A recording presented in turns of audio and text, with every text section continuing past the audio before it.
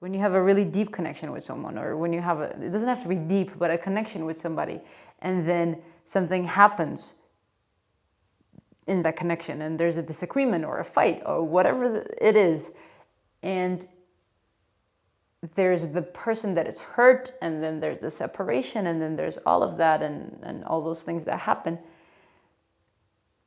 But the reason why I want to talk about this, and the reason why there's 3 other videos, is because I don't understand why, as adults, we don't seem to ever go back to how it was before. So yes, there is forgiveness, but because the connection it doesn't, like, it's almost like your ego, because it wants to protect you, because your ego associates with the pain, and so you think you went through that, so that is your, almost like your label in society, that you went through that, and then in order to protect you, because that's what the ego does, protects you from being the soul and the spirit that you are, you keep on going on with your life with that. So that happened to me, kind of like a subtitle, and we all do that, and it happens so you don't go through that pain again, which makes sense, and thank God we have that. Almost doesn't let you trust fully all the way that you did before. So the way that things were before, almost like it's never gonna happen again. And that for me is something that it's in a way a little bit sad. It hurts my soul a little to think that something can happen with someone. And this going from the perspective that you already have forgiven the person, the forgiveness, the process already done, like described in the other 3 videos. And you've understood the suffering, like Congo was explaining, and you've done this and that. But it hurts to think that it's never going to be the same, that the relationship is never going to be able to go back to what it was. So I guess my quest for forgiveness, and if this is the first video you're watching, and you're actually I would recommend watching it from this one, like the 4th and the 3rd and the 2nd and the 1st, because now you know the prompt of this, now you know the reason why I'm seeking this, and because the ego associates with the pain, and you get identified with it, as in, I went through this, me, L, I went through this, so therefore I am like this. So we put on that mask, and we keep going with our lives with that mask. Can we de-associate from that? And I think we as actors, we are extremely lucky beings, because we get to do that, and we get to experience that, and we get to probably do that in an easier way if you wanted to, because that's what we do for our characters, right? We get out of ourselves, and you embody another character. But as someone who doesn't have that training and doesn't have, the passion or the craft to develop like we do, it's extremely hard. And I know that I've also been to a place where it's much easier for me because of my meditation, and going into the depths of the meditation work and what it entails. Because once you go up there, even if you just feel it for like 5 seconds of earth time, which up there is a different time, it's enough to fill your body with light and to feel yourself almost like replenish yourself, and then come back to a different sort of person. So once again, the question is, does it ever go back to being the same? And I think the answer is no, unfortunately. And that is why there's this seeking of perspectives, and the Christian and the Buddhist, and I think I could go to all the religions. That would be kind of interesting, actually.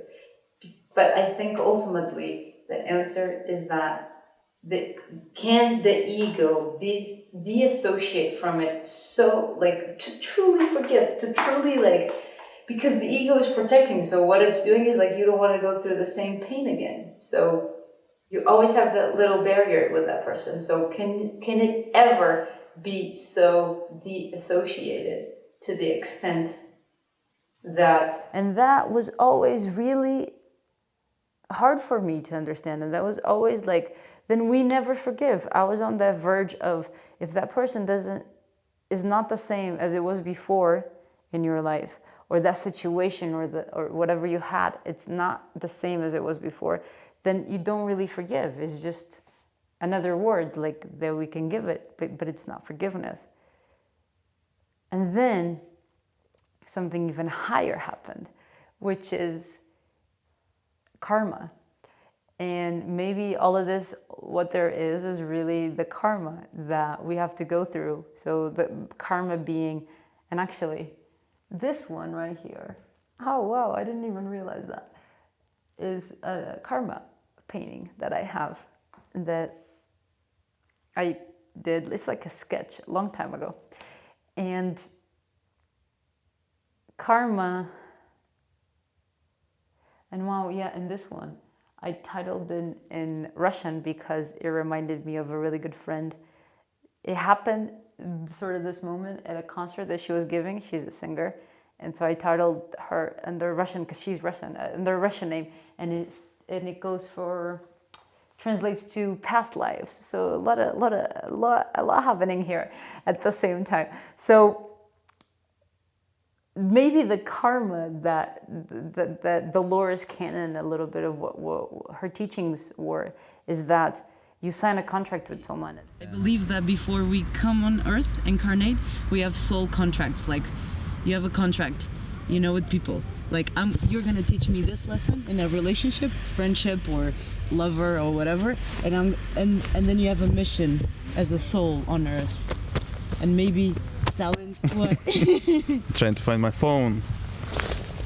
Come down here, and they are meant to teach you that lesson, and that is the whole part of the person hurting you and blah blah blah, and going through that, and then what they make you go through, so they cause you that pain, and then they make you go through this journey, and that is the contract, and that is the karma. And when you're done with it, then that's it. Then the contract is done. You don't really have to see the person anymore. But for me, someone that really aims and dreams of a world where we all play together and where we all connect together. And that's a little bit of what I asked Kunga. I was a little bit, with all the Spanish and saying, and then there was not that much time for the conversation. I don't think I was able to truly express myself when I said, well, but that for the world, I was just listening to We Are the World by Michael Jackson, and that's what he's saying. We are the children, we are together. For that to happen, a true forgiveness, I think, needs to happen. The whole, let's just go back, just don't even think about it anymore, just forget, in part 1, you forgive when you don't. Não é o esquecer, é não estar constantemente aqui presente. E aí é que E acho que tu aceitas, exatamente, porque aceitas. Estás a ver? E acho que sim. So this is an ongoing discussion, I think. And I think this is part 4 and a reflection. And it's going to be 5 and 6 and 7 and 8.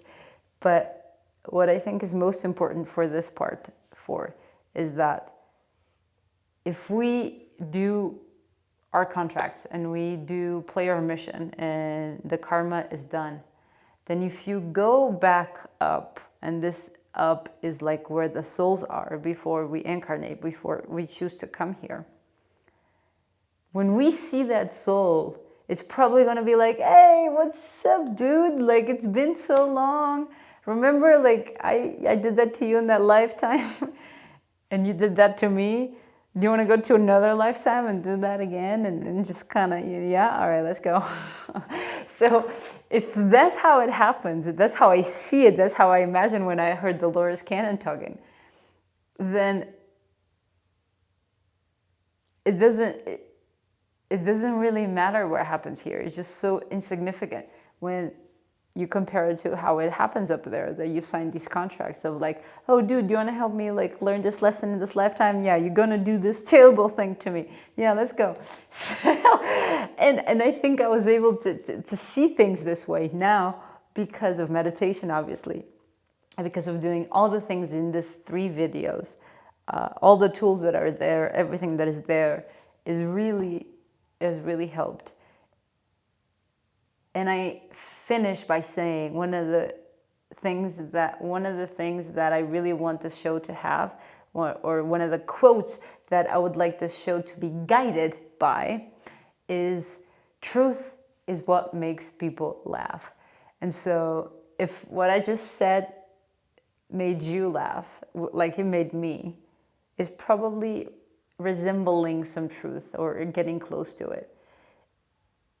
And this is what Corujas is going to show you. This is what Corujas is going to do, is even if it's not through the conversation, it's going to be through these reflections, perspectives, that even the toughest things and even the most difficult things to understand, changing that perspective to something that will make us laugh and laugh together. Because once we laugh together, I think we are closer to the truth, and we are closer to, being the kids of playing all together, forgiving each other and being. And maybe there's also the other side. This is also important to refute myself and to have a rebuttal of what I'm saying at the same time. And that other perspective would be, well, maybe we don't have to all be friends, and we don't all have to agree, and all our arguments and our misunderstandings are all part of something much greater. And this perspective I got from Alan Watts. And Alan Watts is a really great thinker. I would recommend. There's a bunch of channels with his stuff. And this specific video was saying, so interesting, that if we look at our bodies, there's constant conflict all the time. Constant conflict of all the molecules kind of fighting each other and trying to make it work. One followed by 23 zeros of atoms. More or less. Okay. All interacting at the same time and all doing the repelling of the electron, negative, positive. Yeah. Okay. In fact, that's what I was explaining before. But still there's harmony in the body, or at least it creates a body. And so maybe we're looking at things in such a microscopical level that it looks like conflict and it looks like terrible. But once you go back up, it's actually just part of it. A little bit like the perspective of the Lourdes canon. So I hope this makes sense, and I hope this forgiveness part 4 sheds some light on the other 3. And most importantly, that this show keeps on doing the things that it must do, which is, in a way, help the viewer see other perspectives and look at the things that they are from other angles, which ultimately will help. And not because those things are unchangeable almost. Oh no, actually, I'm gonna go back. So if the body is constantly fighting inside, and if the body, all that there is in the body is a reflection, and all that we have are fractals all over, then are those fractals and those atoms in constant battle with each other? Se chamar fratal, repare que já houve quem o procurasse. É engraçado, é giro, portanto, por isso é que eu estou a dizer. Essa relação matemática, eu só ouvi falar há relativamente pouco tempo desta relação matemática do fratal. A pena é assim, não é? Se pegar numa pena de uma galinha, uma coisa qualquer, tem assim, depois tem assim umas nervuras, não é verdade? Pega numa das nervuras, também tem assim. Pega num dos pelinhos, também tem assim. Então como é que... É a repetição. Já ouvi dizer que tipo, o nosso corpo é o universo em si. Tipo, é as galáxias todas juntas, estás a ver aqui? A resposta é tu sabes o que é e está escrito. O reino dos céus está dentro.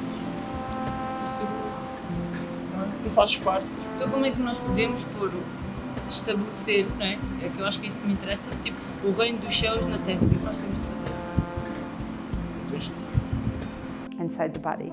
And I just had a deja vu, so maybe we have already done all of this before, haven't we? Alright, I am done, and I will see you soon.